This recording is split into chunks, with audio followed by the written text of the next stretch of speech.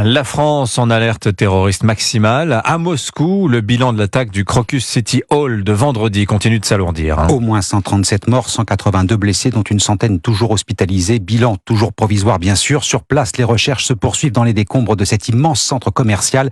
Des secouristes, mais aussi des civils à la recherche de proches dont ils sont sans nouvelles. Moscou continue d'accuser Kiev d'être derrière cet attentat revendiqué officiellement par l'État islamique. Les 4 terroristes présumés ont comparu une première fois devant un tribunal. 3 d'entre eux ont plaidé coupable hier, Martin Lange. Oui, les 4 assaillants présumés ont été présentés à un tribunal de Moscou hier soir. Des vidéos de leur audience ont été diffusées.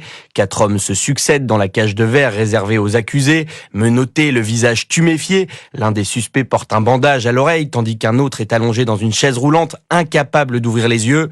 L'attaque du Crocus City Hall a été revendiquée par l'État islamique dès vendredi, mais le Kremlin refuse d'évoquer cette piste, préférant pointer du doigt l'Ukraine, un moyen de masquer les failles du renseignement selon Vyacheslav Avioutsky, spécialiste des relations internationales. Pointer du doigt l'État islamique, ça va être aussi un aveu d'échec pour M. Poutine. C'est un échec flagrant, c'est l'échec de ses services spéciaux, c'est l'échec de la force publique qui n'ont pas vu cet attentat à venir. D'autant que les États-Unis assurent avoir prévenu les Russes au début du mois de mars qu'un projet d'attentat pourrait viser Moscou.